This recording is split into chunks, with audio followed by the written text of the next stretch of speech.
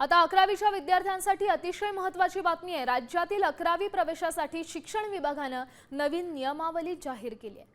शैक्षणिक वर्ष 2026-27 ची प्रवेश प्रक्रिया 5 फेऱ्यांमध्ये पूर्ण होईल। 15 जुलैपासून नियमित वर्ग सुरू करण्याचे आदेश देण्यात आले आहेत। विशेष म्हणजे मुलींसाठी स्वतंत्र राखीव फेरी आयोजित केली जाईल। सर्व प्रक्रिया पारदर्शक ठेवण्यासाठी ऑनलाईन अर्जांची सुविधाही आहे। तर विद्यार्थ्यांनी 10 पसंतीक्रम नोंदवणे हे बंधनकारक आहे। प्रवेशासाठी एकूण 5 ऑनलाईन फेऱ्या असतील। मुलींसाठी प्रवेश फेरी ही विशेष फेरी असेल। अर्जात 10 महाविद्यालयांचे पसंतीक्रम देता येतील।